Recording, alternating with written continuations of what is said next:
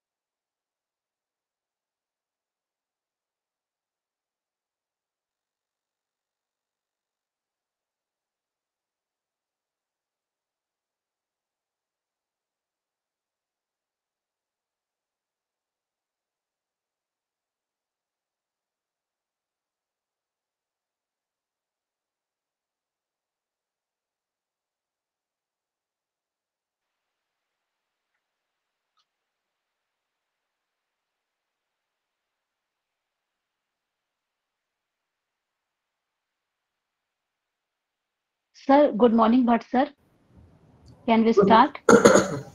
good morning. Yeah, of course. Sir start करें कि जी जी वेट जी करें? जी start. Okay sir, okay sir. एक जस्ट अ मिनट, मैं अपनी स्लाइड शेयर कर दूं। Okay sir, okay sir.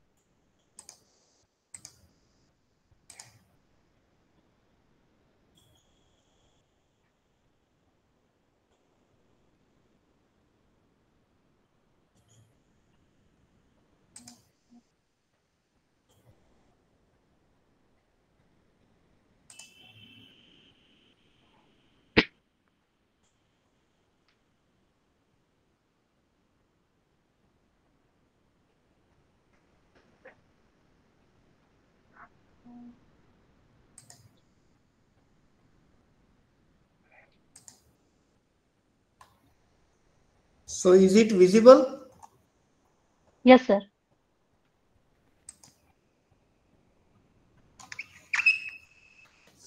Okay, ma'am. Okay sir, thank you.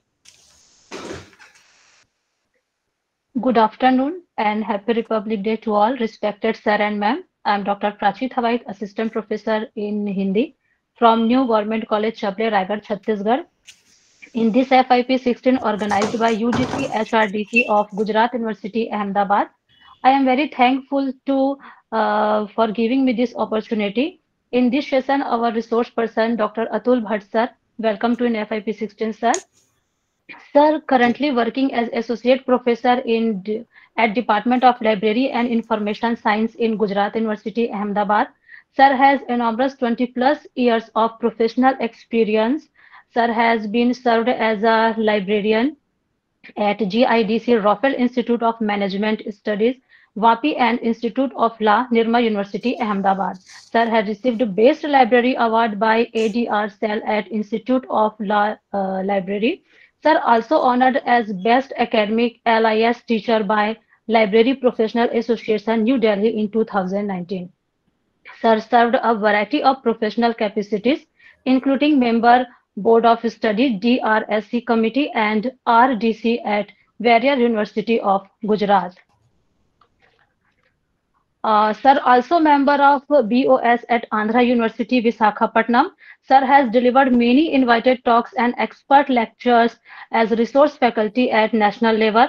Currently, 8 research scholars are pursuing their PhD study under his supervision, and he has successfully guided 5 PhD research scholars. Sir has published many papers in both national and international, and research paper published in Scopus, and few of them are in WOS index journals. Sir research area are bibliometric, topic modeling, user study, service quality, etc. May I call Dr. Bhatt sir to deliver a fruitful experience with us. Thank you, sir, and over to you, sir. Thank you. Thank Please, sir. you. Thank you so much, ma'am, for your nice introduction. First of all, a very happy Republic 75th Republican Days to all of you. Thank you very much. Today's my topic is increasing the impact of your research with open access resources. So this is the agenda of my today's presentation. Indian education system, lessons from our glorious past. Nowadays we are discussing about Indian knowledge system, IKS, and these all things. But we do have a very glorious past in our education system. So I have mentioned few slides, two or three slides on our glorious past of our education, previous education system, higher education systems, basic pillars, open access, an overview. What is the open access? What is the open access resources?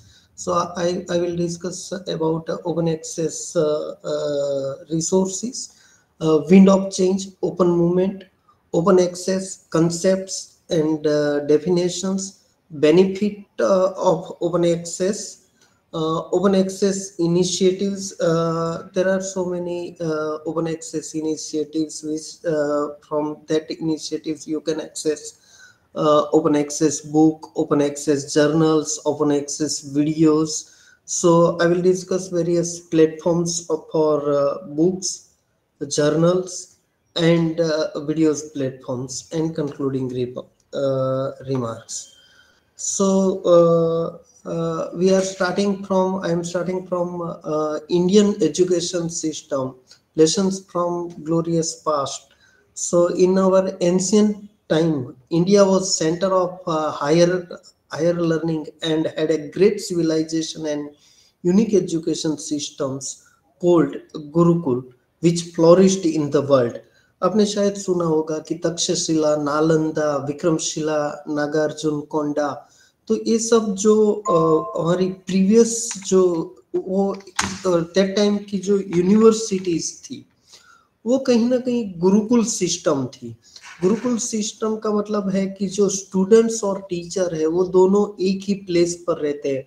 और आज हम जो विश्व की जो सबसे अच्छी universities जो देख रहे हैं, लाइक MIT, स्टैनफोर्ड, या तो हम इंडिया की बात कर ले, that mean IITs and IIMs, so that all are one kind of Gurukul system, कि कहीं ना कहीं आज हमने नाम चेंज कर दिया, that is a residential universities, but in previous time we do have that kind of education system in India. Now I will discuss, I am discussing on only on Nalanda, because अब आप जब Indian knowledge system की बात करेंगे, या तो आज के जो इंडियन सिस्टम, आज के जो एजुकेशन सिस्टम की बात करेंगे, तो आप देख पाएंगे कि at that time in in Nalanda university there were 10,000 students and 2,000 professors are teaching 10,000 students. मेरा कहने का मतलब है कि आप देख पाएंगे कि 5:1 का वहाँ टीचर स्टूडेंट्स रेशियो था, स्टूडेंट्स टीचर्स रेशियो था। तो आजकल हम जो बात कर रहे हैं स्टूडेंट्स टीचर्स रेशियो की, या तो आप अब जब नेक पर जा रहे हैं, नेक फेस करने जा रहे हैं या NIRF में जा रहे हैं, तो कहीं ना कहीं स्टूडेंट्स टीचर्स रेशियो काउंट किया जाता है।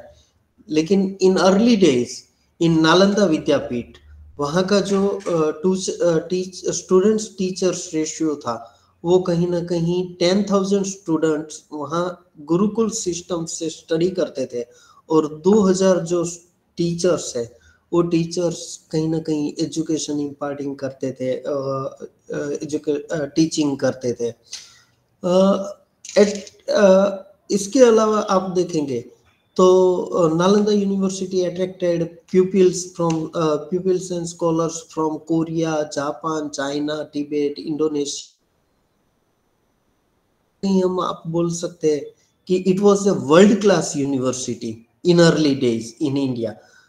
उसके अलावा जो मैं आज बात करने जा रहा हूँ वो कहीं ना कहीं लाइब्रेरी और लाइब्रेरी रिसोर्सेज के बारे में है, या तो रिसर्च के लिए जो इम्पोर्टेंट रिसोर्सेज है उसके बारे में है।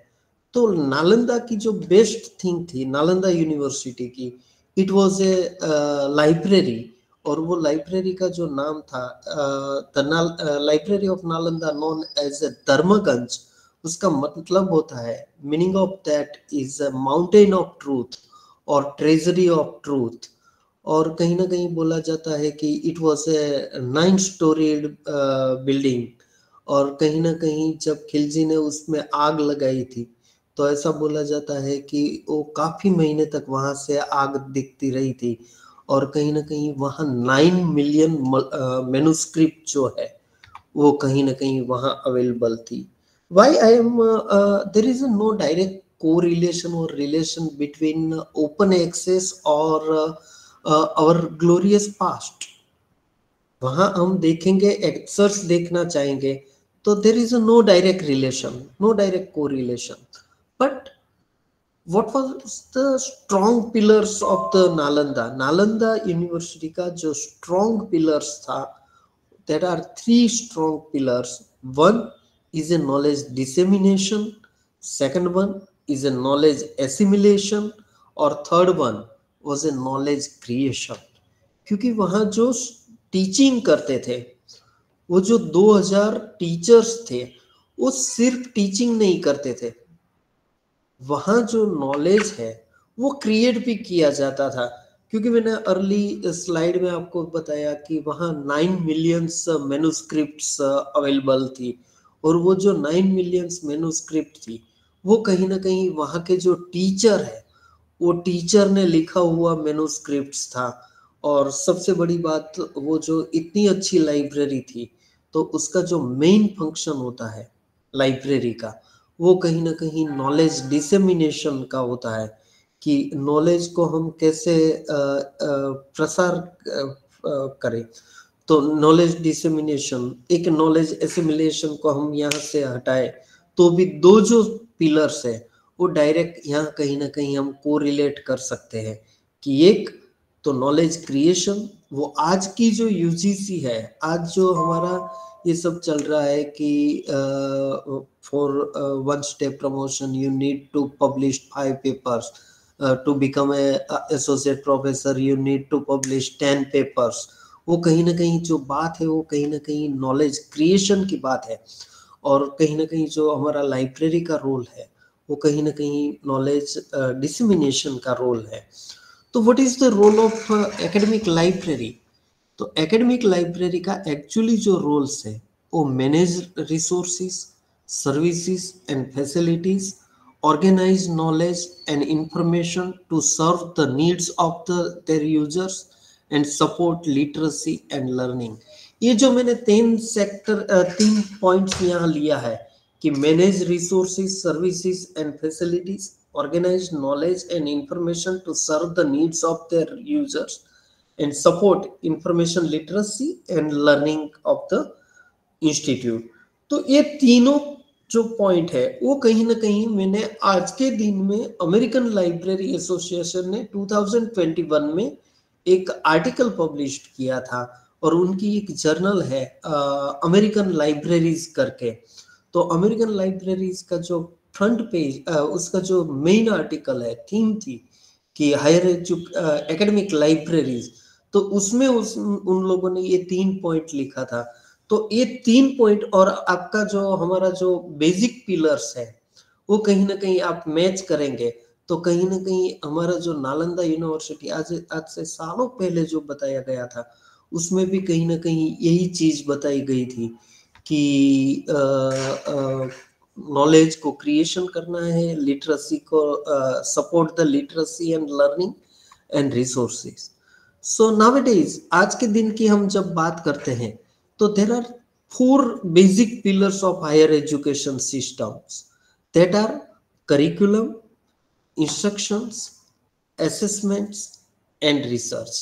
curriculum, we are developing a curriculum to imparting the education system, instructions, that is a classroom teaching system or lab teaching, practical teaching systems, assessment, वो एक हम आपको हटा सकते हैं।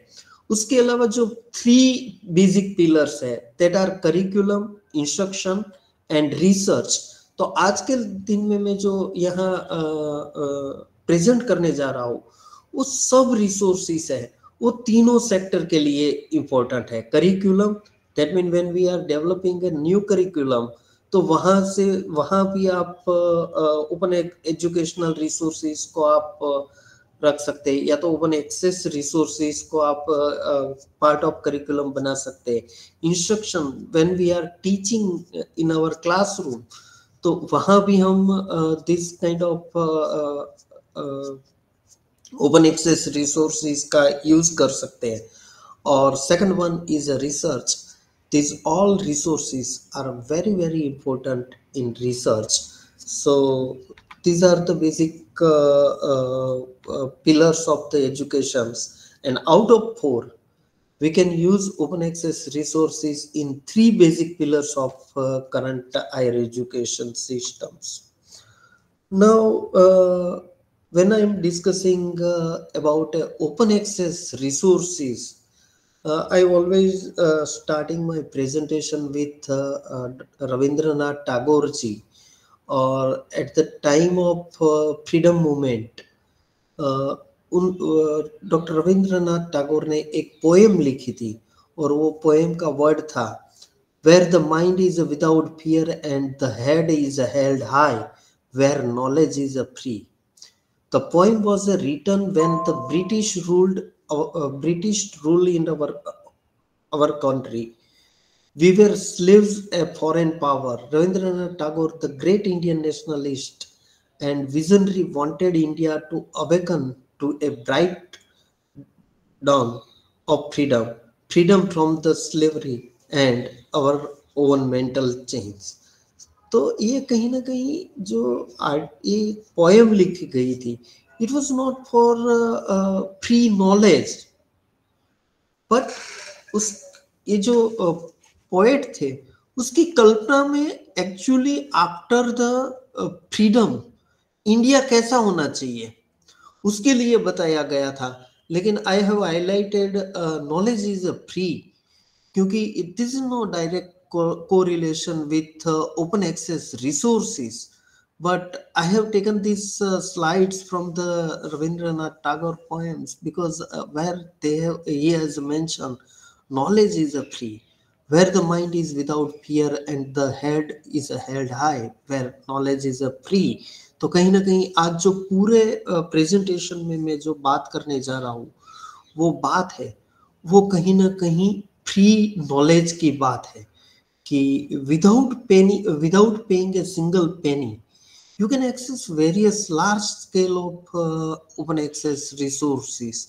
So I have mentioned various resources just like books, journals, video lecture series.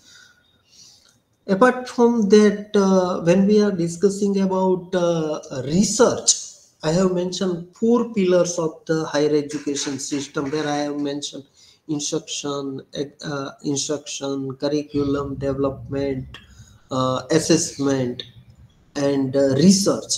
So when we are discussing about innovations and research, I always would like to mention the George Bernard Shaw, और उसने एक ये sentence लिखा था कि if you have an apple and I have an apple and we exchange these apples, then you and I will still each have one apple. But if you have an idea and I have an idea and we exchange these ideas, then each of us will have 2 ideas। कहीं ना कहीं मेरा मतलब है, कहने का मतलब है कि when we are discussing about research, innovation, startups, तो कहीं ना कहीं आपके पास कुछ ये शेयर करने के लिए नया आइडिया है, मेरे पास शेयर करने के लिए नया आइडिया है। वो आइडिया हम एक्सचेंज करेंगे, तो कहीं ना कहीं हम दोनों के पास, हम सबके पास एक डबल आइडिया होगा। तो कहीं ना कहीं यही चीज रिसर्च और इनोवेशंस में है, या तो यही चीज हम कहीं ना कहीं इंफॉर्मेशन लिटरेसी जो मैंने आगे बताया, या तो नॉलेज डिसेमिनेशन की जो मैंने बात की जो पहली स्लाइड में, कि जो नालंदा का जो मेन फोकस था वो नॉलेज डिसेमिनेशन का था। तो कहीं ना कहीं ये ओपन एक्सेस रिसोर्सेज भी ऐसे रिसोर्सेज है कि जिसकी वजह से आप without paying a single Penney you can access large scale of resources. So when we are discussing about open access, so there are few terms about open access, open source, open data, open education, and open peer review. So nowadays open is a key trend in future education and publication, and specifically in terms of this all open access, source, data, education, peer review. तो we can say that एक आज का जो time है ये ICT का age है, that is a wind of change, that is a open movement का जो टाइम है। ओपन एक्सेस वर्ड जो we can use open access words for the resources. कहीं ना कहीं ऑलवेज दो टर्म जो है open access and open source, वो दोनों टर्म में कहीं ना कहीं ये होता है कि what do you mean by open access and open source. तो ओपन एक्सेस है वो टर्म कहीं ना कहीं रिसोर्सेज के लिए we can use that term for resources. At the same time open source जो है that is this term is used for the software program. और सॉफ्टवेयर प्रोग्राम भी कैसे सॉफ्टवेयर प्रोग्राम कि जिस प्रोग्राम का जो सोर्स कोड है वो ओपन डोमेन में अवेलेबल है। उसका मतलब है नॉट ओनली फ्री सॉफ्टवेयर। मान लो कि आप डेस्कटॉप कंप्यूटर यूज करते हैं और डेस्कटॉप कंप्यूटर या लैपटॉप यूज करते हैं और लैपटॉप में आप मोजिला फायरफॉक्स डाउनलोड करते हैं, तो that is actually a free of cost program. That is actually free program, free software, but that all are not open source. Open source software का मतलब होता है कि मोजिला फायरफॉक्स में आपका जो ऑरेंज कलर है you never change it for your desktop. तो उसके बदले ओपन सोर्स का मतलब होता है कि वहां सोर्स कोड आपको ओपन डोमेन में दिया जाता है। उसका मतलब होता है कि वो सोर्स कोड में आप चेंज करके आप उसको जो प्रोग्राम है सॉफ्टवेयर है उसको आप कस्टमाइज कर सकते हैं। मैंने एक ओपन एक्सेस डिस्कस नहीं किया, बाकी का सब मैं डिस्कस कर रहा हूँ इसलिए कि इसके अलावा जो पूरा प्रेजेंटेशन है that is on open access. तो कहीं ना कहीं ओपन डेटा की बात है। तो आजकल जो गवर्नमेंट सिस्टम का जो गवर्नमेंट सिस्टम है not only in India, we are discussing about global level. तो ग्लोबल लेवल पर आजकल जो स्टेटिस्टिकल डेटा की जो बात है वो कहीं ना कहीं डेटा जो है वो ओपन डोमेन में होना चाहिए। वो एक ट्रेंड चल रहा है। और आपने ड्यूरिंग द कोविड भी देखा होगा कि कितने पेशेंट एडमिट हुए, कितने पेशेंट का डेथ हुआ। तो वो ग्लोबल लेवल का जो डेटा था वो डेटा आपको एक सिंगल क्लिक आपके मोबाइल से भी आप एक्सेस कर सकते थे। Eight the same time data about import export वो सब कंट्री का जो कई डेटा होता है जो गवर्नमेंट ऑन करती है उस टाइप का जो डेटा है वो कहीं ना कहीं आजकल का जो ट्रेंड है वो ट्रेंड ऐसा है, ग्लोबल फेनोमेनन ऐसा है कि वो डेटा है वो ओपन डोमेन में होना चाहिए। Now let me tell you about open education system. You might be aware which one is largest enrolled university in India. You might be aware that is a Indira Gandhi Open National University, IGNOU. That is a IGNOU University. आज के date में जो India की सबसे ज्यादा enrolment वाले students वाली कोई यूनिवर्सिटी हो तो दैट इज इग्नू। और वो जो यूनिवर्सिटी है वो कहीं ना कहीं ओपन एजुकेशन प्रोवाइड करती है। तो आजकल का ट्रेंड जो है वो ट्रेंड कहीं ना कहीं ओपन एजुकेशन का है।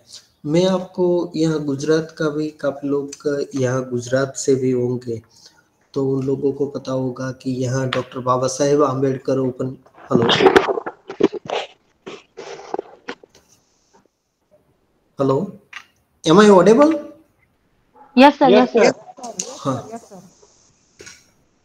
तो वो जो doctor Baba Saheb Ambedkar open university है, मैं आपको एक एक सिंपल एग्जांपल दूं तो यहाँ मैं जो गुजरात यूनिवर्सिटी में जहाँ मेरा डिपार्टमेंट है तो हमारे पास स्टूडेंट्स की स्ट्रेंथ होती है 25 to 35।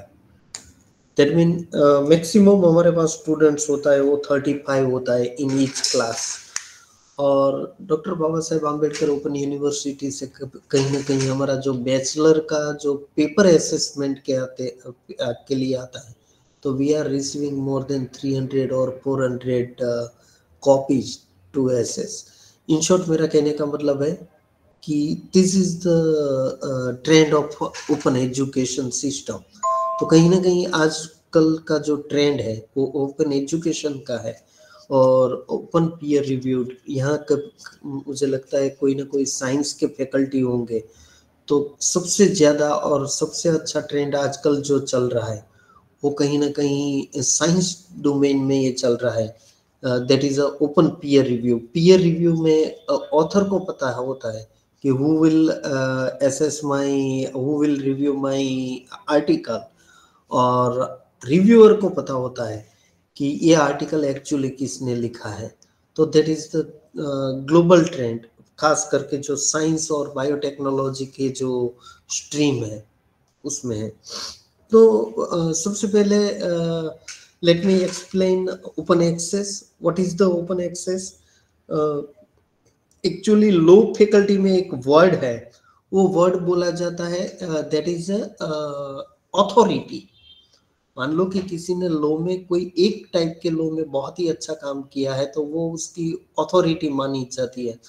तो वैसे ही एक ओपन एक्सेस की जब हम बात करते हैं तो Peter Suber is authority of open access, क्योंकि सबसे पहले उसने ही ये सब ट्रेंड स्टार्ट करवाया था। तो उनका कहना क्या है कि what do you mean by open access? तो open access literature is a digital, online, free of charge and free of most copyright and licensing restriction.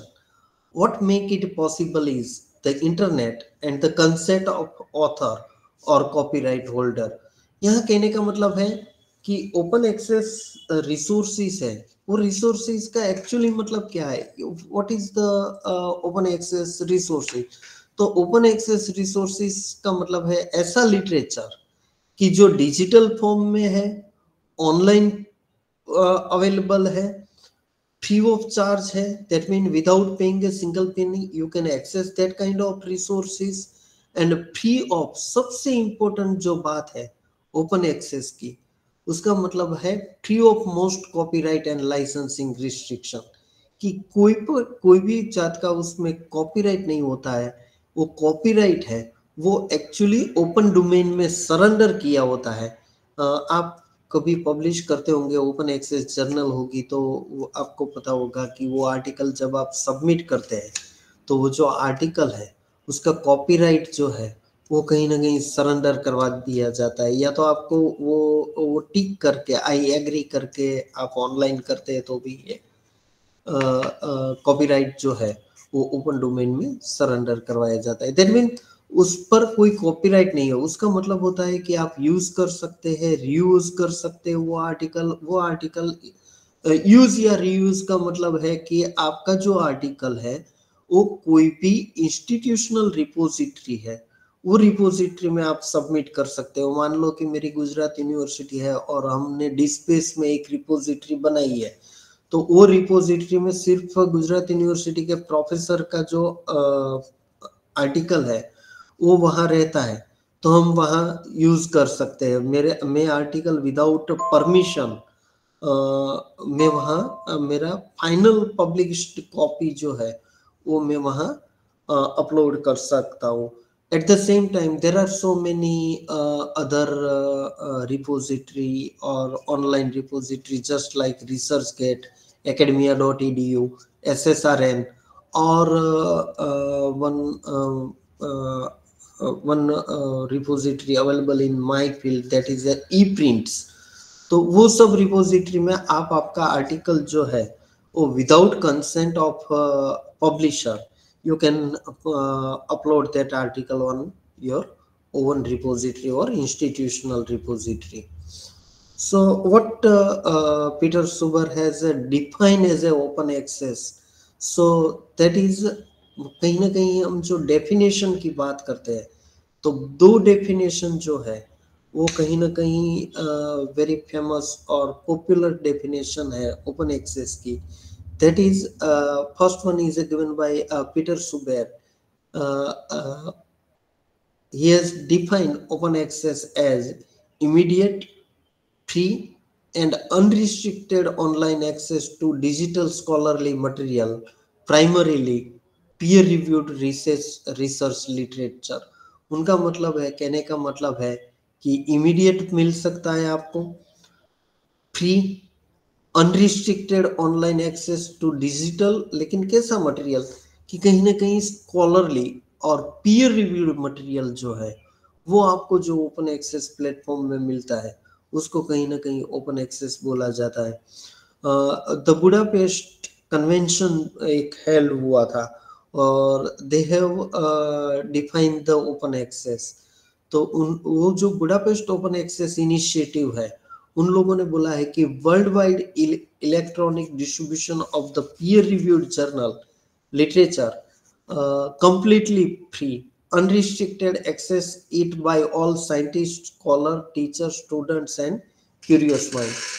सबका दोनों का मेन कहने का फाइनली मतलब ये है कि मटेरियल या तो जो रिसोर्सेस है वो इलेक्ट्रॉनिक होना चाहिए, ऑनलाइन होना चाहिए, फ्री होना चाहिए, अनरिस्ट्रिक्टेड होना चाहिए. उसका जो यूज या रीयूज जो है उसके ऊपर कोई न कोई रिस्ट्रिक्शन नहीं होना चाहिए. तो हम कंसेप्ट समझने की बात करें तो ओपन एक्सेस का कंसेप्ट के लिए हम बोल सकते हैं कि open access means something that is absolutely free. आपको कुछ भी पे करने के without paying a single penny आप you can access large scale of resources. Open access is the term used to describe literature that is available to any reader at no cost on the internet. कहीं ना कहीं ये resources है, that all resources are electronic resources, digital resources which are available through the accessible through the internet. Open access refers to resources that are freely available for viewing and or use. आप view कर सकते हैं, access कर सकते हैं, use कर सकते हैं और वो आर्टिकल उसका आपका जो आर्टिकल है वो आर्टिकल आप रीयूज कर सकते हैं. यहाँ कहीं ना कहीं एक बात मैं आपको बता दूं कि रीयूज का मतलब that doesn't mean cut copy and paste. कहीं ना कहीं हमारे जो एक सिस्टम होती है CCP, we are not discussing reuse मतलब cut copy paste, but reuse का मतलब एकेडमिया में या तो रिसर्च के कंसेप्ट में when we are discussing about a use and reuse, that mean एक आर्टिकल आपका जो ऑनलाइन इंटरनेट पर अवेलेबल है वही आर्टिकल आप दूसरे प्लेटफॉर्म पर without permission, that mean without publishers permission, आप दूसरी रिपोजिटरी में भी अपलोड कर सकते हैं या अवेलेबल करवा सकते हैं. दैट मीन ये कहीं ना कहीं जो पब्लिशर का आज का जो टाइम है उसमें कहीं ना कहीं जो पब्लिशर्स का जो प्राइस है वो इंक्रीज होता जा रहा है. मान लो कि सब्सक्रिप्शन रेट है या तो बुक्स का रेट है, तो वो जो सब माहौल है उसमें ये सबको रिसोर्सेस अवेलेबल हो पाए उसी बेस पर कहीं ना कहीं ये इनिशिएटिव जो है ओपन एक्सेस का जो इनिशिएटिव है वो इनिशिएटिव लिया गया था. So what are the benefits of open access? ये सब we are discussing about all resources. तो उसका benefit क्या है?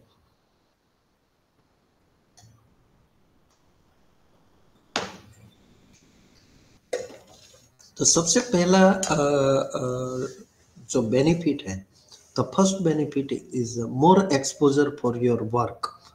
आपका जो काम है वो काम मान लो कि आप हाईली पेड जर्नल में या तो सब्सक्रिप्शन बेस्ड जर्नल में आप पब्लिश करते हैं, तो उसके कंपेयर में आप ओपन एक्सेस में जो पब्लिश करते हैं, तो ओपन एक्सेस में पब्लिश करने के बाद आपका जो आर्टिकल है वो आर्टिकल का जो एक्सपोजर है, मान लो कि वो कितने लोग रीड कर सकते हैं, वो सबसे ज्यादा से ज्यादा लोग आपका आर्टिकल को रीड कर पाएंगे। क्यों? क्योंकि मान लो कि एमराल्ड डेटाबेस है, स्कोपस डेटाबेस है, वेब ऑफ साइंस डेटाबेस है, there are so many online resources. तो वो सब रिसोर्सेस जो है वो हाईली पेड रिसोर्सेस है। मान लो कि एमराल्ड है तो दे आर उनका जो सब्सक्रिप्शन रेट है that is approx 4 to 5 lakhs rupees per annum. तो उसमें जो पब्लिश्ड किया है, तो वो ईच एंड एवरी जो रिसर्चर है वो उसको एक्सेस नहीं कर पाएगा, और वो आर्टिकल को एक्सेस नहीं कर पाएगा। तो उसका मतलब है कि उसका जो साइटेशन रेट है, मेरा यहाँ थर्ड जो पॉइंट है, उस साइटेशन रेट जो है वो भी आपका कम हो जाएगा।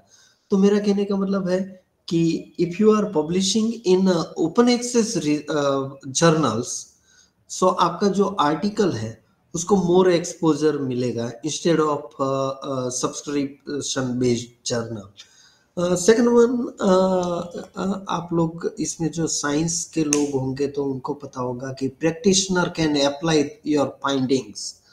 वो लोगों को पता होगा कि 2-3 साल पहले हम जो टफ टाइम में से पास हुए थे इन 2020, कहीं ना कहीं जो कोविड-19 या SARS-CoV-19 से हम जो पास हुए थे, तो वर्ल्ड के ईच एंड एवरी जो पब्लिशर है, बड़े पब्लिशर है, कि जिसका जो पब्लिशिंग जो उनका जो सब्सक्रिप्शन रेट है वो बहुत ही हाई है। मान लो कि लैंसेट है, नेचर है, उसका काइंड की भी जो जर्नल है, या तो साइंस डायरेक्ट है, एमराल्ड है, टेलर एंड फ्रांसिस है, तो वो सब जर्नल ने जिसके जो आपका आर्टिकल है वो आर्टिकल में कोविड-19, SARS-CoV-19 या ऐसे कोई भी पॉइंट आपका जो आइदर इन टाइटल और इन कीवर्ड्स आपका जो आर्टिकल में है, तो वो एब्सोल्युटली ओपन एक्सेस कर दिया था उन लोगों ने during the covid and after the कोविड-19। क्यों? क्योंकि practitioner can apply your findings. कि एक आर्टिकल, मान लो कि इटली में जो प्रॉब्लम हुआ था, वहां का जो फिजिशियन है उसने कोई ड्रग का जो सैंपल लेकर कुछ भी फाइंडिंग्स बताया है, तो वो फाइंडिंग्स अदर कंट्री भी इम्प्लीमेंट कर पाए, या तो वो रिसर्च का जो फाइंडिंग्स है वो एक्चुअली प्रैक्टिस में इम्प्लीमेंटेशन हो पाए, उसकी वजह से खास करके उन लोगों ने एब्सोल्युटली फ्री किया था। तो ओपन एक्सेस का एक मतलब होता है कि जो प्रैक्टिशनर है उनके पास इमीडिएट, दैट मीन तुरंत आपका रिसर्च वर्क पहुंच जाएगा, और वो लोग आपका जो आर्टिकल है वो आपका जो फाइंडिंग्स है वो अपनी प्रैक्टिस में अप्लाई कर पाएंगे। Higher citation rate, that mean you do have more exposure of your work. आपका जो वर्क का एक्सपोजर ज्यादा है तो उसका मतलब है आपका जो साइटेशन रेट है वो भी इंक्रीज होगा। और रिसर्च में पहले बहुत पहले एक ऐसा ट्रेंड था कि how many research paper you are publishing, वो कहीं ना कहीं बहुत ही ज़्यादा इम्पोर्टेंट था कि भाई मेरा 10 आर्टिकल है, 20 आर्टिकल है। उसके बाद एक ट्रेंड आया कि आपका जो आर्टिकल है वो आर्टिकल कैसी जर्नल में है, इम्पैक्ट फैक्टर कैसा कैसे इम्पैक्ट फैक्टर वाली जर्नल में है। और now latest trend is a citation rate, कि आपका एच इंडेक्स कितना है, आपका साइटेशन रेट कितना है। और उससे भी आगे जब हम when we are discussing about a web 2.0 technology, तो कहीं ना कहीं उससे भी एक स्टेप हम आगे चले गए हैं। और उसका अल्टीमेट रिस्क कितना है। दैट मीन आपका जो आर्टिकल पब्लिश्ड हुआ, आपने जो रिसर्च पेपर पब्लिश्ड किया है, वो रिसर्च पेपर का एक्चुअली अल्टीमेट रिस्क कितना है। उसका मतलब होता है कि सोशल मीडिया में किसी ने आपका आर्टिकल की साइट किया है कि नहीं किया है। तो कहीं ना कहीं ये सब चीज, if you are publishing in open access, तो उसका जो रेट होता है वो कहीं ना कहीं पर्टिकुलर हायर रेट आपको मिलता है, साइटेशन रेट हायर मिलता है। उसके अलावा your research can include in policy making, the public can see your findings compliant with grant that is not available in India.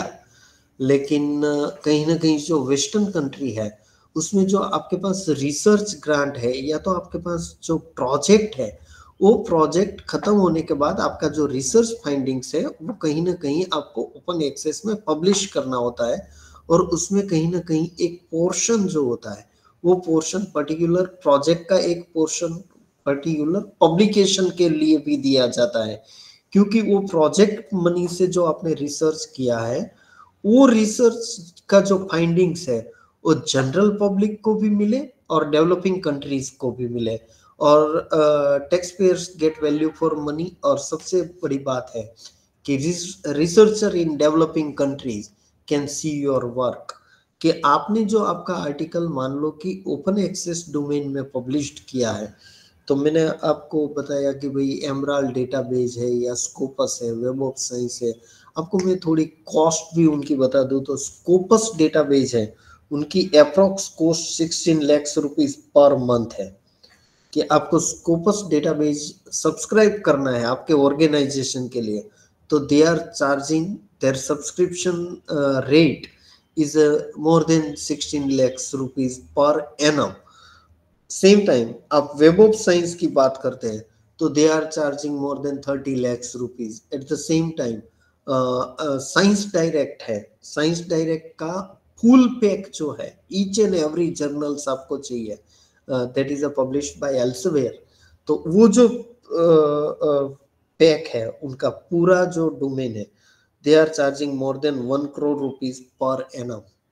और यहाँ गुजरात में काफ़ी जो ऑर्गेनाइजेशन है वो सब्सक्राइब ये सब करते हैं। मान लो कि निरमा यूनिवर्सिटी है, आईआईएम है, आईआईटीज है, तो they are subscribing that kind of resources. But each and every developing country के जो ऑर्गेनाइजेशंस है उसमें ये सब that is not possible to subscribe this all highly paid resources, highly subscription rate वाले जो रिसोर्सेज है। तो वो वहाँ के जो रिसर्चर है उनके लिए if you are publishing your article और रिसर्च इन ओपन एक्सेस, तो कहीं ना कहीं वो उनको भी बेनिफिट होगा, वो भी without paying a single penny access कर पाएंगे। So this is benefits of open access. Increase visibility, आपकी जो विजिबिलिटी है, आपका जो आर्टिकल है उसकी विजिबिलिटी इंक्रीज होगी। आप प्रिंट में पब्लिश करते हैं, आप जहां रिसर्च पब्लिश करते हैं वो मान लो कि सिर्फ और सिर्फ प्रिंट में अवेलेबल है, तो उसका मतलब ये होता है कि भाई 6 महीने के बाद या 3 महीने के बाद या 1 महीने के बाद अकॉर्डिंग टू दैट फ्रीक्वेंसी, तो पब्लिकेशन फ्रीक्वेंसी के मुताबिक जब आपका नया इश्यू आएगा तो बैक इश्यू में चला जाएगा, बैक इश्यू पीछे से आपका आर्टिकल तो कौन देखेगा। लेकिन if it is available online और ऑन इंटरनेट, तो आपका जो आर्टिकल है वो उसके जो विजिबिलिटी इंक्रीज होगी, फ्री ऑफ चार्ज होगा, साइटेशन रेट इंक्रीज होगा। कहीं ना कहीं ड्राइव इनोवेशंस, आज का जो ट्रेंड है, ग्लोबल ट्रेंड है, ये तो ग्लोबल इम्पैक्ट है, उसके साथ आप काम करेंगे। पब्लिक एक्सेस, वो जो आगे बात की थी कि भाई curious mind, scholars, researcher, scientist, वो कहीं ना कहीं आपका आर्टिकल या तो आपका जो रिसर्च फाइंडिंग एक्सेस कर पाएंगे और कंप्लाई विथ फंडर पॉलिसी। तो कहीं ना कहीं फॉरेन कंट्री में तो ये पॉलिसी भी, वेस्टर्न कंट्री की, when we are discussing about western country, तो वहाँ पॉलिसी भी होती है कि आपको आपका जो आर्टिकल है वो आर्टिकल एट द एंड, आपका जब सबमिशन का टाइम होता है प्रोजेक्ट का, तो वो कहीं ना कहीं आपको एक आर्टिकल का जो फाइंडिंग्स है वो ओपन एक्सेस में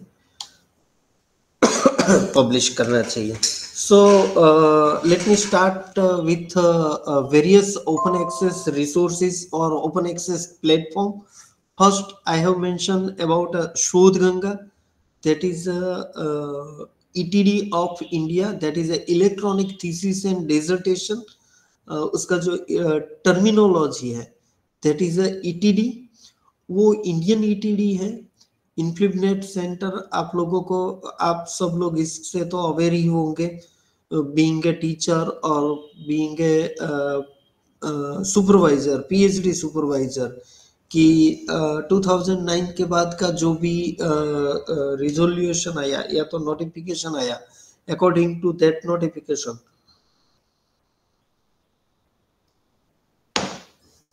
हमारा जो थीसिस है वो थीसिस कहीं ना कहीं हमें शोधगंगा में अपलोड करना होता है. तो वो कहीं ना कहीं इंडियन ETD है, और मुझे लगता है कि आप लोग सब इससे तो अवेयर ही होंगे. तो उसमें अभी तक कितना अवेलेबिलिटी कौन सी है रिसोर्सेज की, तो you can access more than 7,940 synopsis from Shodhganga. तो शोधगंगा में आपको जो at the starting time of research या तो PhD वर्क आपको जो सिनोप्सिस सबमिट करनी होती है, तो वो सिनोप्सिस आपको 7,940 से ज्यादा मिल जाएगी. 2,97,229 से ज्यादा फुल टेक्स्ट, क्योंकि मैंने ये 10-12 दिन पहले लिया था, नंबर में भी चेंज. 476 यूनिवर्सिटीज जो इंडियन यूनिवर्सिटीज है, उसमें से टोटल यूनिवर्सिटी जो 476 यूनिवर्सिटीज है, वो they are contributing their thesis on Shodhganga platform, and more than 569 universities has signed the MOU with INFLIBNET to share their PhD thesis. तो यहाँ तक की तो हमें सबको हमें पता है कि भाई we do have Shodhganga, and that is a ETD developed by INFLIBNET, which is located at Gandhinagar. तो that is okay. बट आपको मान लो कि वर्ल्ड का कोई भी एक कंट्री आप चूज कर लो, मान लो कि चाइना है, USA है, UK है, कनाडा है, वहां का कोई यूनिवर्सिटी का जो थीसिस सबमिशन किया है, वो थीसिस आपको without paying a single penny you can access that thesis also. जैसे ही हमारे इंडिया में ये शोधगंगा बनाया गया है, तो that is a Indian ETDs और इंडियन थीसिस रिपोजिटरी. तो वैसे ईच एंड एवरी कंट्री ने अपनी खुद की एक रिपोजिटरी बनाई हुई है, और वो जो खुद की रिपोजिटरी है, वो पूरे वर्ल्ड की जो रिपोजिटरी है उसको भी कहीं ना कहीं इंटरफेस करवाया हुआ है, एंड दैट इज NDLTD. उसका नाम है the network digital library of thesis and dissertations. तो आई हैव मैंने कहीं ना कहीं ये जो NDLTD लिखा हुआ है उसके ऊपर उसकी लिंक भी सब स्लाइड में साथ में ही दी हुई है. तो आप NDLTD की बात जब हम करते हैं, तो वर्ल्ड का कोई भी कंट्री आप चूज कर लो, वो कंट्री के नाम पर आप क्लिक कर दो, और वहां क्लिक करके आप कहीं ना कहीं वर्ल्ड का कोई भी कंट्री में आप मान लो कि कोई भी एक टॉपिक पर काम कर रहे हैं, वो टॉपिक पर कितना थीसिस सबमिशन हुआ है, वो कहीं ना कहीं हम यहाँ से देख सकते हैं. So this is the NDLTD, Network Digital Library of Thesis and Dissertations. And मैंने यहाँ बहुत टाइम पहले एक स्लाइड का वो लिया था, पॉइंट लिया था, और उस टाइम मोर देन 60 lakhs जो थीसिस है वो वहां से एक्सेसिबल थे. तो पूरे वर्ल्ड से total more than 60 lakhs thesis आप यहाँ से एक्सेस कर सकते हैं. This is not for cut copy और पेस्ट.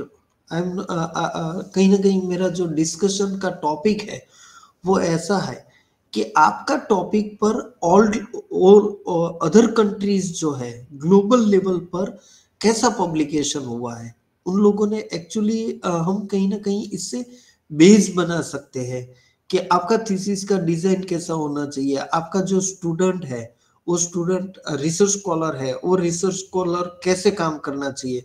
मान लो कि आपको इसमें कोई एक टॉपिक पर एक्सेस करना है तो you can access from here. आप सिर्फ ग्लोबल ईटीडी सर्च पर क्लिक कीजिए। आप क्लिक करके यहाँ आपका जो भी नेम है वो नेम आपका जो भी टाइटल है वो टाइटल आप यहाँ डाल देंगे तो आप उसको एक्सेस कर सकते हैं। मान लो कि information seeking behaviour, so that is the area of library and information science. तो आपको इंफॉर्मेशन सीकिंग बिहेवियर पर आपको एक्सेस करना है तो just write down information seeking behaviour here and click on search. तो आपको अक्रॉस द वर्ल्ड कितनी यूनिवर्सिटी में इंफॉर्मेशन सीकिंग बिहेवियर का जो थीसिस सबमिशन हुआ है उसकी डिटेल मिल जाएगी और आप यहाँ से पीडीएफ भी एक्सेस कर पाएंगे। उसके अलावा मान लो कि आपके पास कीवर्ड है, आपके पास टॉपिक है, तो you can access this facility from global ETD search. लेकिन मान लो कि आपको कंट्री वाइज सर्च करना है कि एक्चुअली कनाडा की जो सब यूनिवर्सिटीज है वो यूनिवर्सिटी में कौन कौन से थीसिस सबमिशन हुए हैं आपके टॉपिक में।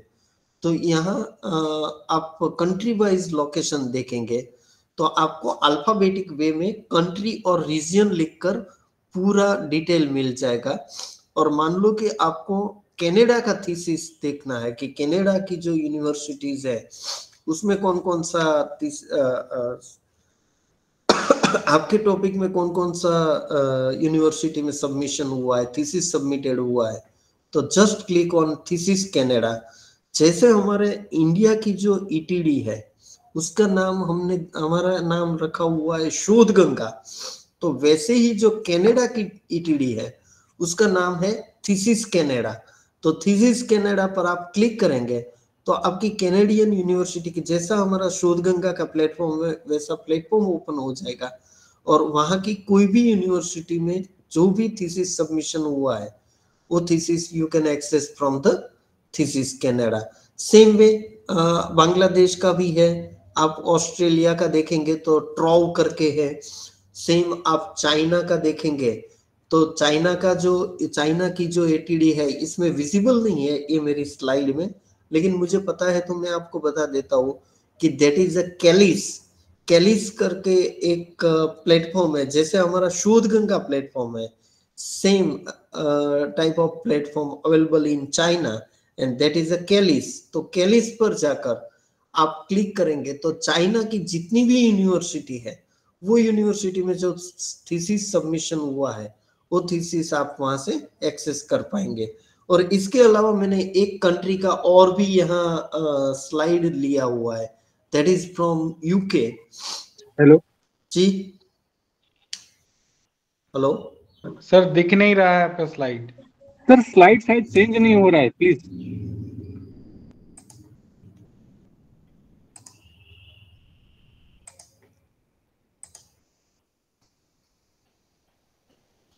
अब हुआ? यस जी सर, सर, जी सर, थैंक यू सर।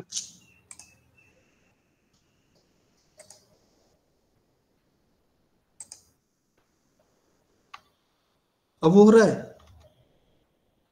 जी सर, हो रहा है लेकिन अब तक स्लाइड चेंज नहीं हुआ सर। अगर हो सके तो ये जैसे ही सेशन खत्म होता है तो ये पीपीटी हम तक थोड़ा सा शेयर करवा दूंगा मैं। जी जी sir, thank you very much sir. Welcome.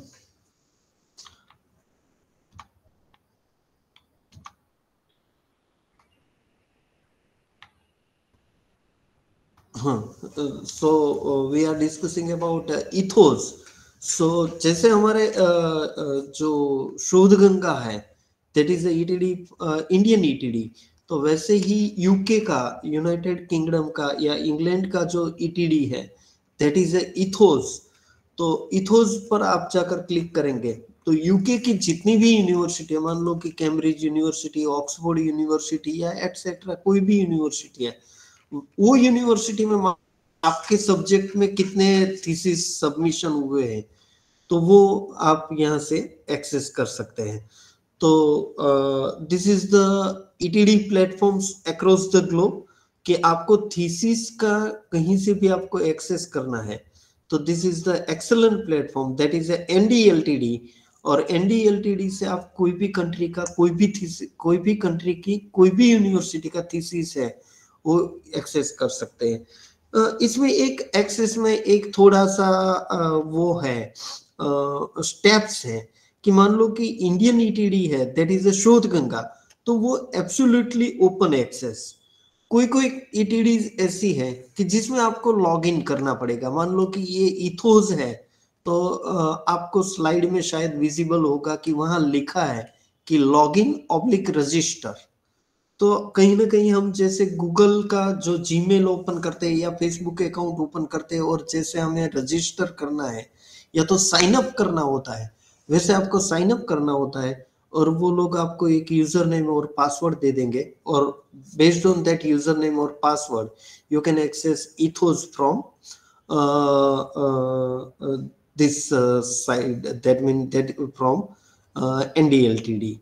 लेकिन उसके लिए उसका जो रिसोर्सेस है that all resources are absolutely free.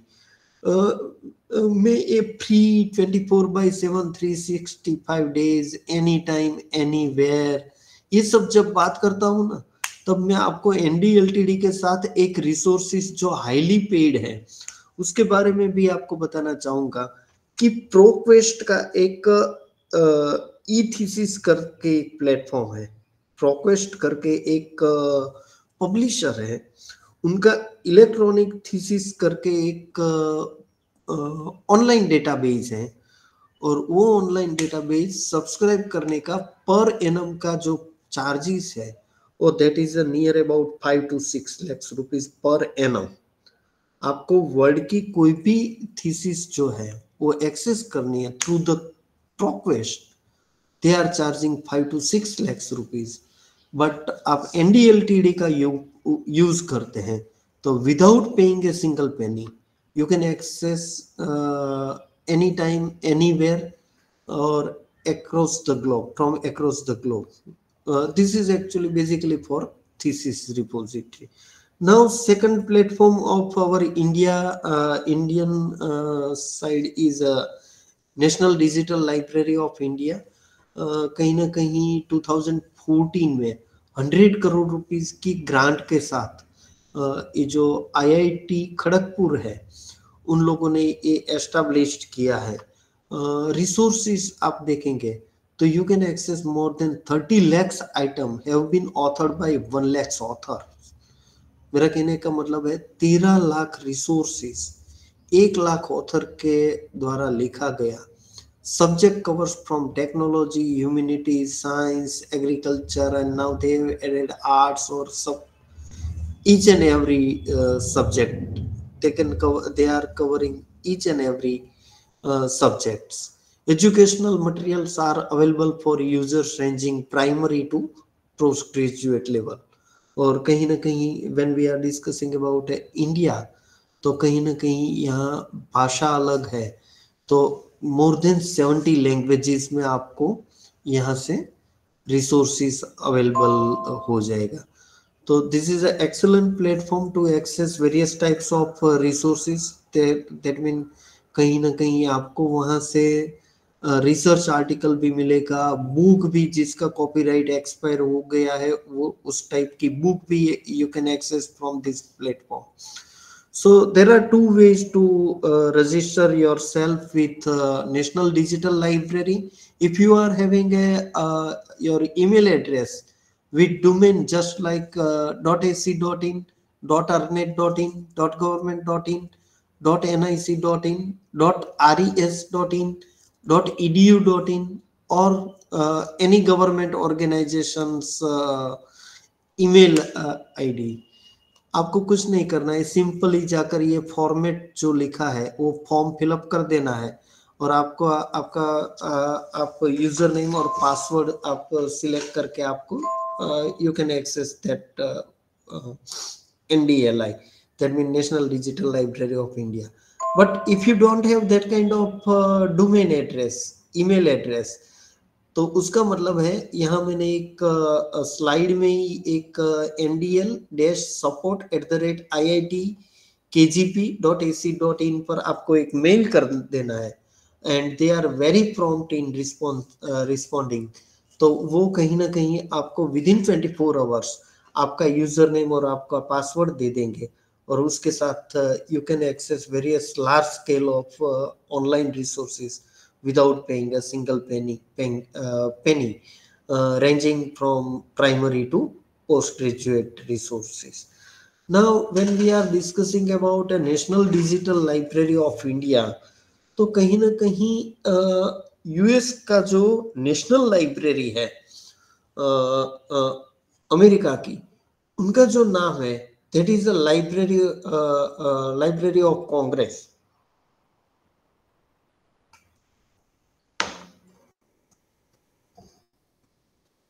तो जैसे हमारी national digital library of India है, वैसे ही सालों पहले विथ हेल्प ऑफ यूनेस्को कहीं ना कहीं यूएसए ने भी एक ऐसा ही इनिशिएटिव लिया था, and that is a world digital library. तो वर्ल्ड डिजिटल लाइब्रेरी से आप देखेंगे तो you can access more than 19,147 documents, that mean books, कि जिसका जो कॉपीराइट है वो कहीं ना कहीं एक्सपायर हो गया है. तो अर्लियर कहीं ना कहीं मुझे एक लैंग्वेज ग्रुप को डिलीवर करना था, तो उनके लिए मैंने 1 by 1 कीवर्ड्स वो किया था. तो मैंने लैंग्वेज कीवर्ड के साथ एक्सेस करने की कोशिश की थी.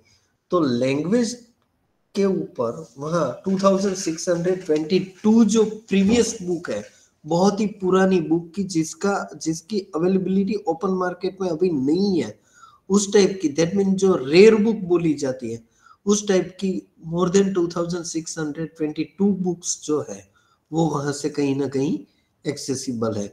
सेम प्लेटफॉर्म है बुक के लिए जो हम बात करते हैं, तो वो बुक के लिए एक्सेलेंट प्लेटफॉर्म है जो मैं जो जानता हूँ, that is a project Gutenberg platform.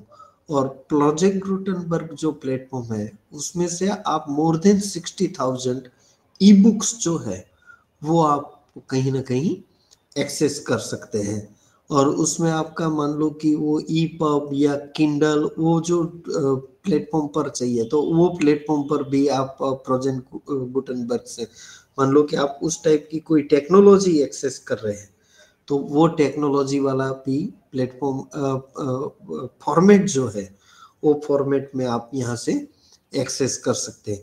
तो this is also one of the excellent platform, that is a project Gutenberg which provides more then 60 provides the access of more than 60,000 e-books. उसके अलावा जो एक यूरोपियन यूनियन का जो एक platform है, that is an internet archive. You can access more than 330 billion web pages, 20 million books, 4.5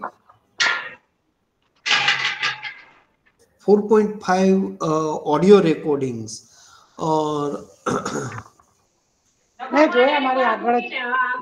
4 million videos, 3 million images, or more than 2 lakhs software programs from this link, and that is a internet archives.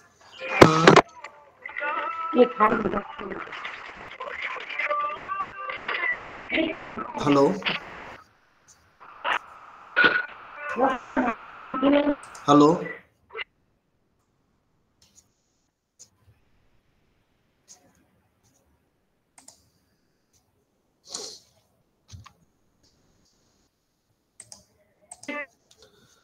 Apart from that, this is also,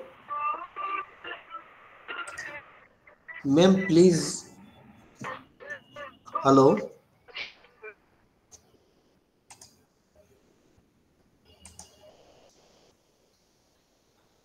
online book page. That is also excellent platform to access various e-books from these platforms. So these all are book platform. Open access publishing in European network. That is also European network, and you can access large number of e-books from this platform. This is one of the excellent platform. That is a directory of open access book. और earlier मैंने एक लो faculty के साथ deliver किया था, तो मैंने सिर्फ लो फैकल्टी का एक सब्जेक्ट होता है, दैट इज अ कॉन्स्टिट्यूशन, तो कॉन्स्टिट्यूशन मैंने टाइप किया था. तो you can access more than 51 books on only one topic, that is a constitution. So you can access various range of ebooks from this directory of open access book. Apart from that, this is one of the excellent platform, that is a Hathi Trust Digital Library, which is also developed by USA. तो वहां भी आप जाकर देखेंगे तो this is the number of books and volumes and these all things. You can access more than 16 lakhs book volumes, more than 7 lakhs something book titles, more than 43,000, I think 4,39,450 journal articles, journal titles. So you can access various range of resources, just like book, just like serial, that mean journals from this Hathi Trust Digital Library. Apart from that, तो यहाँ तक का जो मैंने platform आपको बताया, वो platform कहीं ना कहीं बुक्स या तो बुक्स एंड जर्नल्स के लिए था. अब now when we are discussing about research, तो रिसर्च के लिए जो आपको एक्सेस करना है, तो कहीं ना कहीं हमें सबसे ज्यादा कहीं ना कहीं research article, that mean journals article access करना पड़ता है. तो उसके लिए भी मैंने काफी जो प्लेटफॉर्म्स हैं, मान लो कि मैंने आपको बताया था कि एमराल्ड डेटाबेस है, तो they are charging, their subscription rate is near by 4 to 5 lakhs rupees. Taylor and Francis है, साइंस डायरेक्ट है, they are charging more than 1 crore rupees. तो वो सब के कंपेयर में कहीं ना कहीं हम ये ओपन एक्सेस रिसोर्सेस एक्सेस कर सकते हैं. उसमें जो पहला रिसोर्सेस है, that is a directory of open access journal, that mean DOAJ. तो directory of open access journal है, वो वहां से which provides more than journal articles more than in 80 languages, document shared by the more than 124 countries. आप कहीं ना कहीं यहाँ से 11,539 जर्नल्स विदाउट APC आप एक्सेस कर सकते हैं. विदाउट APC का मतलब होता है आर्टिकल प्रोसेसिंग चार्ज. काफी जर्नल ऐसी होती है कि जहां आपको आर्टिकल के लिए प्रोसेसिंग चार्ज देना पड़ता है, ओपन एक्सेस के लिए खास करके. तो इसमें से 12,000 जर्नल तो ऐसी है कि जिसमें APC नहीं है, और बाकी की जो 2-3 हजार है उसमें APC भी है. तो 50 lakhs, more than 57 lakhs article है, वो आप यहाँ से एक्सेस कर सकते हैं. Social science research network, that is SSRN. इसमें भी आपको एक मैं बात बताऊं कि this is absolutely free, you can access without paying a single penny. लेकिन कहीं ना कहीं आपको इसमें आपका एक रजिस्ट्रेशन करवाना पड़ता है, दैट मीन आपका अकाउंट क्रिएट करवाना होता है, और विथ योर अकाउंट आप उसमें से एक्सेस कर सकते हैं. इन लोगों ने अभी जो SSRN है, यहाँ मैंने आगे वो स्लाइड नहीं लिया है, लेकिन सब्जेक्ट या डोमेन वाइज भी उन लोगों ने अलग अलग SSRN बनाया हुआ है. तो आपका पर्टिकुलर सब्जेक्ट का जो पर्टिकुलर रिपोजिटरी है, तो वहां से भी आपको एक्सेस करने के लिए काफी आर्टिकल मिलेंगे. और एक उसके अलावा आपको बात बताऊं कि आपका खुद का आर्टिकल, मान लो कि कोई ग्रे लिटरेचर है. ग्रे लिटरेचर का मतलब होता है अनपब्लिश्ड लिटरेचर. मान लो कि आपने कोई एक कॉन्फ्रेंस में आपका आर्टिकल प्रेजेंट किया है, आपके पास वो लिखा हुआ आर्टिकल तैयार है, लेकिन वो आर्टिकल आपका पब्लिकेशन के बाद उसका प्रोसीडिंग नहीं हुआ है, तो वो आर्टिकल भी आप यहाँ से अनपब्लिश्ड आर्टिकल में जाकर आप आर्टिकल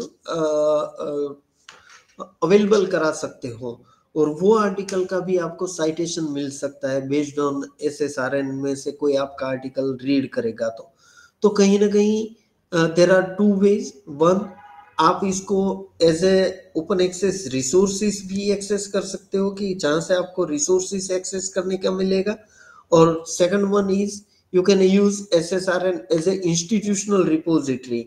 उसका मतलब है कि आपका जो आर्टिकल है उसका रिपोजिट उसको वहां अपलोड करके आपको आपका जो गूगल स्कॉलर है उसमें भी आपको इससे बेनिफिट मिलेगा, या तो साइटेशन रेट आपका इंक्रीज हो सकता है।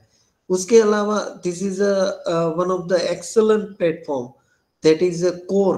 उसका मतलब होता है collection of open access research. This is excellent platform.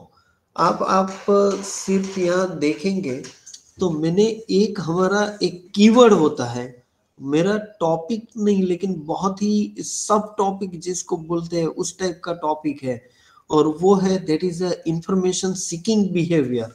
तो इंफॉर्मेशन सीकिंग बिहेवियर पर मेरा काफी रिसर्च जो है that is published bye Scopus index journals में वो पब्लिश्ड हुआ है। मैंने वो एक वर्ड पर सर्च करने की कोशिश की थी, तो यहाँ आप देख पाएंगे कि मोर देन 17,000 आर्टिकल मुझे ये कोर पर से भी मिल रहा है।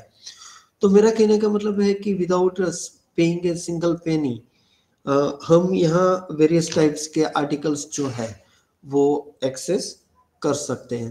This is the RePEc if you are working with economics area. तो इकोनॉमिक्स एरिया में जो आप काम करते हैं तो this is a excellent repository.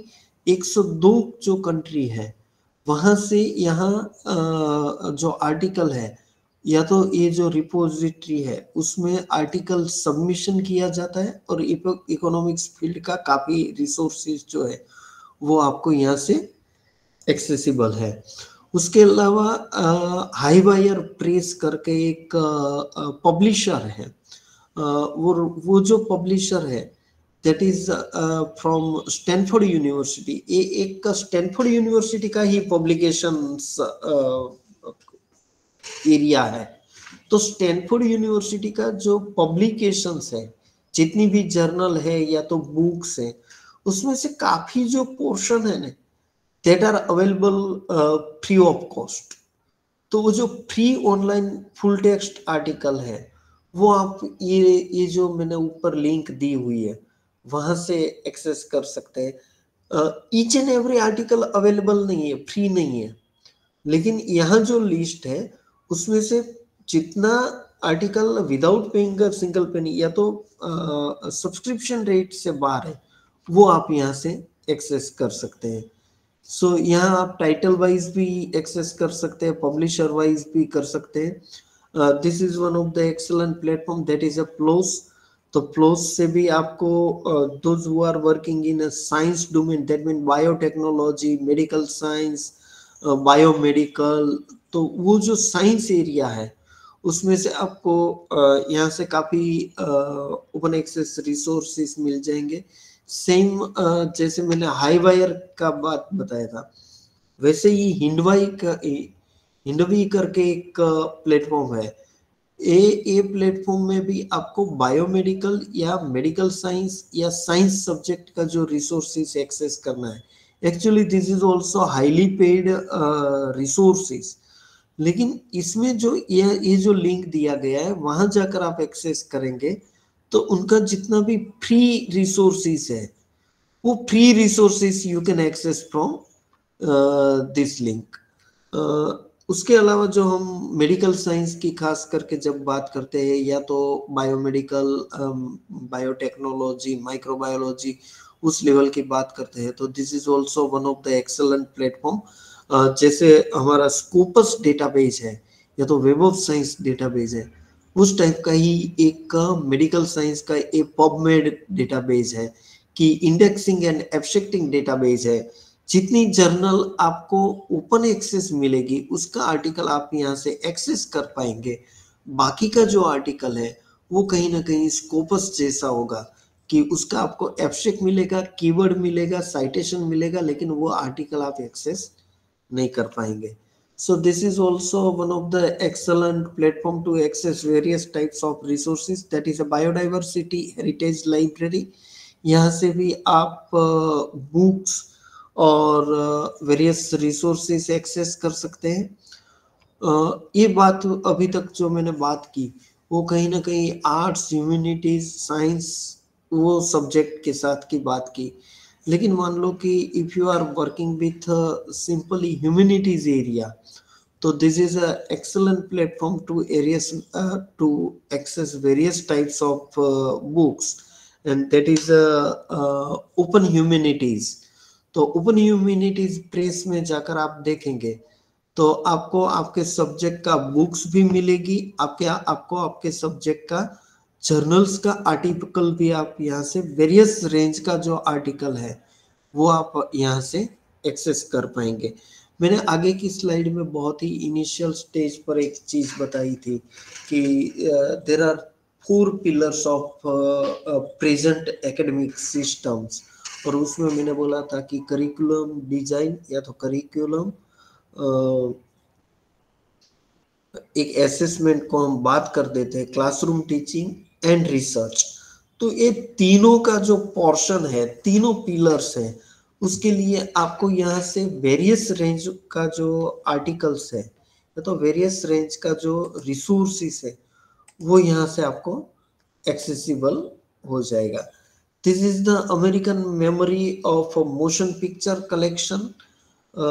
Mona Lisa के बारे में आपने सबने जाना होगा कि मोनालिसा का जो पिक्चर है, वो जो चित्र है, उसका ओरिजिनल पिक्चर की डिजिटल कॉपी आपको एक्सेस करनी है तो that is available with American memory of motion picture collection which is developed by the library of Congress. That mean America की जो नेशनल लाइब्रेरी है, वो नेशनल लाइब्रेरी से आपको उस टाइप का जो पिक्चर है, इमेजेस है या तो वीडियोस कलेक्शन है कि जो बहुत ही पुराने वहाँ के प्रेसिडेंट है और उसने कहीं अच्छा एक लेक्चर डिलीवर किया है, तो you can access from this websites.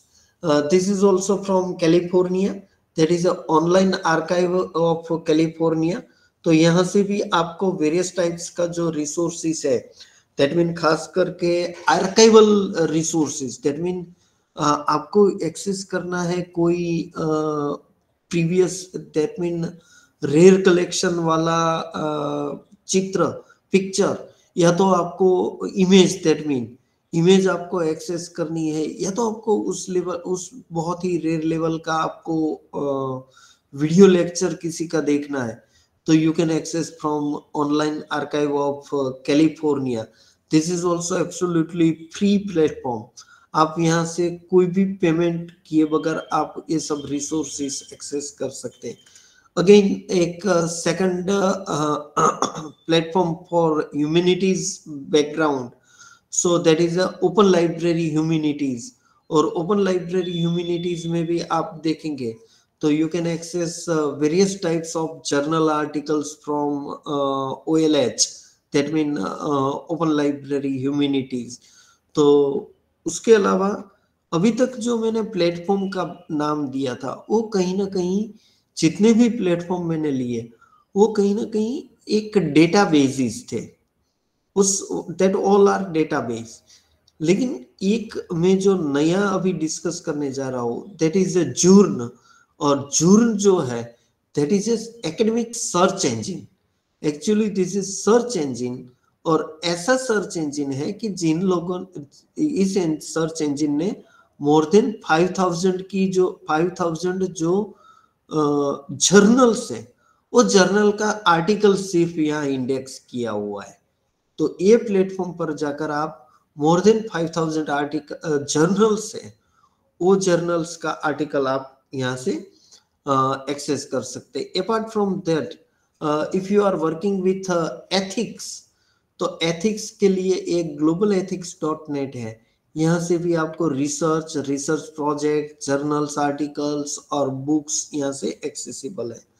अभी का जो ट्रेंड है, ग्लोबल ट्रेंड है, वो कहीं ना कहीं चेंज हो रहा है और उसमें ओपन एजुकेशनल रिसोर्सेज का अभी बहुत ही शायद हम सब लोग यूजीसी के अंडर में काम करते हैं और आपने 2-3 दिन पहले या 8-10 दिन पहले एक उनका डिसीजन सुना होगा कि ईच एंड एवरी वन लोगों को कहीं ना कहीं उनकी जो प्रादेशिक लोकल लैंग्वेज है उसमें आपको आपका एजुकेशनल रिसोर्सेज प्रोवाइड करना होगा।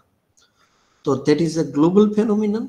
तो यहाँ जो है that is OER Commons, that mean open educational resources, जो ग्लोबल लेवल की जो यूनिवर्सिटीज है उन लोगों ने जो प्रोवाइड किया है उस सब की डिटेल आपको यहाँ से मिल जाएगी। That is OER Commons. और एक कोरेल करके है, that is centre for open educational resources in and language learning. तो लैंग्वेज लर्निंग में आप मान लो कि लैंग्वेज सब्जेक्ट के साथ काम करते हैं तो Coral is a excellent platform to access various types of resources. This is a open MIT open courseware, that is also open courseware platform। MIT आपने नाम सुना होगा।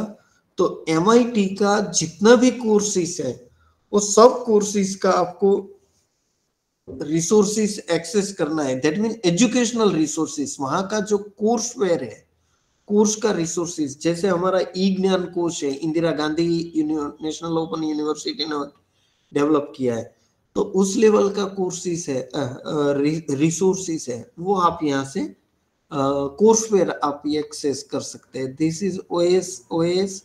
This is also one of the excellent platform to access various types of articles.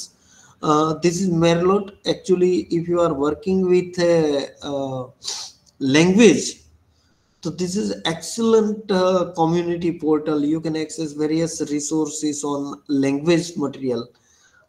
This is a open Shakespeare. मान लो कि आपको merchant of Venice या तो मैकबेथ या ऐसी कोई भी बुक आपको उसकी जो कॉपी है वो PDF में चाहिए तो you can download from this site provides you original copy of Macbeth or any title written by the Shakespeare. So this is also excellent platform those who are interested in literature. This is Livelinga, that is also excellent platform। मैंने बहुत time पहले एक बार देखा था कि जो IELTS और उस टाइप की एग्जाम की प्रिपरेशन करवाते उनका कोचिंग क्लास भी इसमें से एब्सोल्युटली फ्री था। This is global open access platform. You can access various repository from here. This is a constitutional finder. That means आपको वर्ल्ड का कोई भी कंट्री का कॉन्स्टिट्यूशन देखना है। मान लो कि आपको देखना है कि नेपाल का कॉन्स्टिट्यूशन क्या है एक्चुअली, तो you can download from here. This is the constitutional finder. World का कोई भी कंट्री का जो कॉन्स्टिट्यूशन है वो कॉन्स्टिट्यूशन आपको यहाँ से मिल जाएगा। This is a world LII। आपको वर्ल्ड की कोई भी सुप्रीम कोर्ट, वर्ल्ड की हाई कोर्ट या कोई भी कोर्ट का आपको जजमेंट देखना है तो you can access from here. This is international court of justice. That mean आपका इंटरनेशनल कोर्ट का कोई भी जजमेंट देखना है तो you can access from here. Apart from that आपको मान लो कि हमारा जो संविधान है, दैट मीन हमारा जो कॉन्स्टिट्यूशन है, उसके ऊपर वो कॉन्स्टिट्यूशन बनने से पहले उनकी कमिटी जो थी वो कमिटी ने ईच एंड एवरी डे एक एक कलम पर डिस्कशन किया था और उसको जो लॉ फील्ड में मान लो कि कोई है नहीं है, आई डोंट नो, मुझे पता नहीं है, लेकिन मान लो कि कोई लॉ सब्जेक्ट के साथ काम करते हैं तो उनको पता होगा कि CAD करके एक बुक अवेलेबल है, that is a constituent assembly debates, और उसका पूरा नाट्यांतर रूपांतर राज्यसभा टीवी ने किया है। यहां से मैं स्टार्ट कर रहा हूं वीडियो लेक्चर्स की, तो वो वीडियो लेक्चर्स मान लो कि आप संविधान दिवस पर बच्चों को भी दिखा सकते। ईच एंड एवरी कलम में एक्चुअली नेहरू जी ने क्या बोला था, आंबेडकर जी ने क्या बोला था, उसका पूरा राज्यसभा टीवी ने नाट्यांतर रूपांतर किया हुआ है, and this is the excellent video series for faculty members. Apart from that, this is my favorite platform, that is a Bright Talk, professional webinars and videos platform है ये. एक्चुअली जो मैंने अभी थोड़े टाइम पहले बताया या 2-3 बार बोला कि साइंस डायरेक्ट और एल्सवेयर, उन लोगों का डेवलप किया हुआ प्लेटफॉर्म है. वर्ल्ड के जो एमिनेंट प्रोफेशनल्स होते हैं उनका 30 मिनट से लेकर 1 घंटे तक का वीडियो लेक्चर सीरीज होती है, और आपको सिंपल रजिस्ट्रेशन करना होता है. रजिस्ट्रेशन हो जाएगा तो प्रीवियस आपके टॉपिक पर का आपके सब्जेक्ट का वीडियोस भी देख पाएंगे, और मान लो कि कोई नया वीडियो आने वाला है तो आपके पास नोटिफिकेशन आ जाएगा. मैंने सिर्फ एक बार रिसर्च इम्पैक्ट लिखा था, और आप देख पाएंगे कि यहाँ कुछ 15-20 वीडियोस उस टाइम में सिर्फ रिसर्च इम्पैक्ट पर मुझे मिल रहा था. So this is excellent platform for video. Academia Earth, that is also excellent platform to watch video series. TED Talk, हम सब लोग उसके साथ तो अवेयर ही है. यहाँ से भी आपको excellent और eminent professionals का जो वीडियो है वो ये सब प्लेटफॉर्म से मिल जाएगा. एनबर्ग से भी आपको, एनबर्ग लर्नर से भी आपको excellent वीडियो सीरीज, जो लेक्चर वीडियो सीरीज है वो आपको यहाँ से मिल जाएगी, लेकिन अकॉर्डिंग टू यूएस कोर्सवेयर मिलेगी. खान एकेडमी से भी आप एक्सेस कर सकते हैं. Edutopia, that is also excellent platform to access all type of videos and resources. मैंने सिर्फ रिसर्च एक वर्ड लिखा था और आप देख सकते हैं कि found the result 2776 resources. The Med, this is also excellent platform to access scholarly content. उसके अलावा मैंने थोड़ा ओपन कोर्सवेयर का नाम यहाँ लिखा हुआ है. इंडियन कोर्सवेयर की बात करें तो there are 2 courseware, that is ePG Pathshala and e Gyan Kosh. जो गुजरात से है उन लोगों को पता होगा कि doctor Baba Saheb Ambedkar open university ने भी एक इनिशिएटिव लिया है, that is SLM, study and learning material. उसके अलावा यहाँ भी एक वीडियो प्लेटफॉर्म बनाया हुआ है, दैट इज ओमकारी. तो वहां से भी आप resources, those who are working with Gujarati language. MIT open course है, एमएसयू कोर्सवेयर है, that is Michigan university, Carnegie, Stanford, UC Irvine. तो यहाँ से भी आपको आपके सब्जेक्ट का कोर्सवेयर जो है वो मिल जाएगा. This is the list of repositories, और रिपोजिटरी की भी डायरेक्टरी का नाम भी मैंने लिखा हुआ है. तो आप वहां जाकर जो ओपन एक्सेस रिपोजिटरी जितनी है वो यहाँ से हम देख पाएंगे. I have published more than 25 research article in Scopus index journal. और मुझे जो रिसर्च के बारे में जानना है तो मैं कौन सी साइट प्रीफर करता हूँ, या तो नए टूल के बारे में जानने के लिए मैं फ्रीक्वेंटली जो वेब ब्लॉग का यूज करता हूँ, दैट इज researchersites.com. यहाँ से आपको नया कोई भी टूल आएगा तो आप you can get the information from this platform.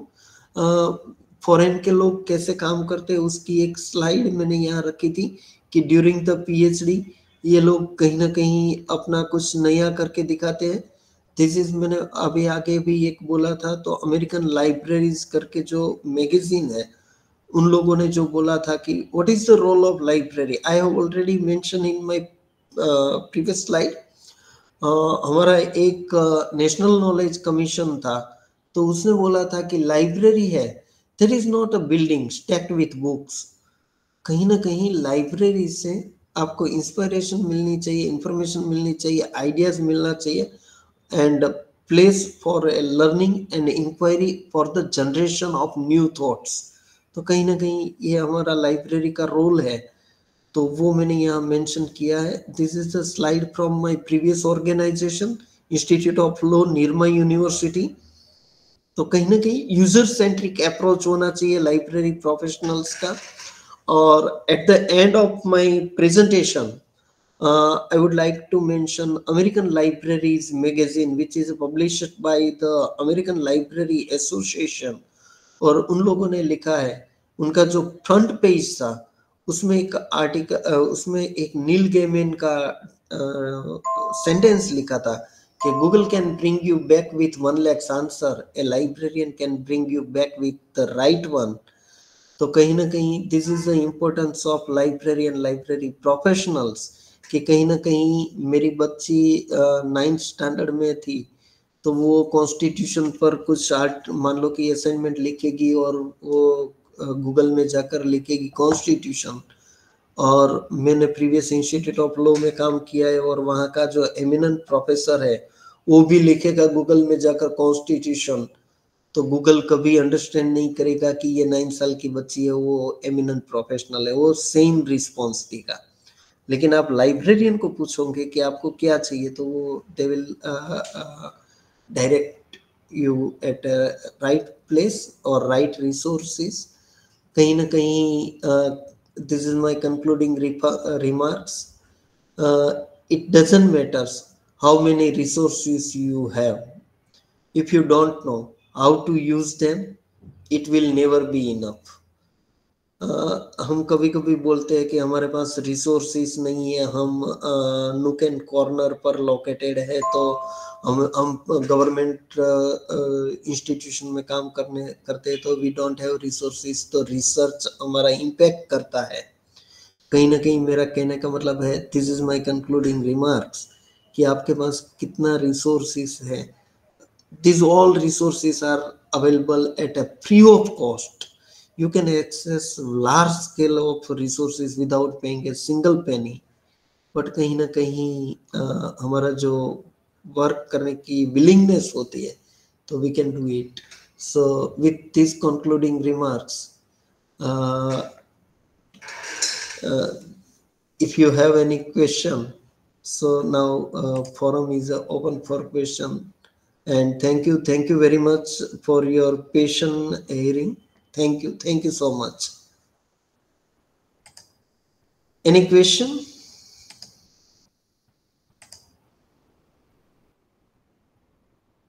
Sir, can you provide us few tips for publication in Scopus Index journals, since you have published a lot? नहीं, there is no tips actually. मैंने एक last slide आपको बताई नहीं कि दो word तो उसमें है, कि एक तो आपका पैशन, आपको स्कोपस में पब्लिश करना है, तो आप मानते हो कि मैं 2 महीने के बाद मुझे प्रमोशन में जाना है और 6 महीने के बाद जाना है और मैं पब्लिश कर दूंगा। That is not possible with Scopus. लेकिन आप अच्छा वर्क करते हो। मुझे लगता है कि हम जो यहाँ इंडियन जर्नल में या तो हम लोकल जर्नल में करते हैं ना, उससे उसमें 15 से 20% ज्यादा अच्छा करके आप कोई भी जर्नल में डालते हैं तो ज्यादातर पब्लिश्ड होता है।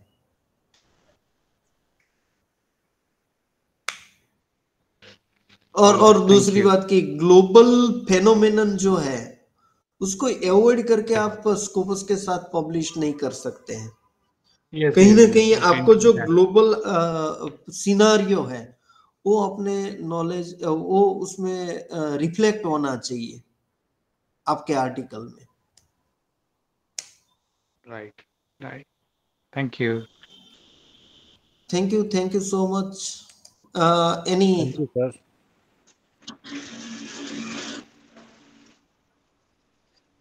Right, sir. Very thankful session में, sir. Thank you so much.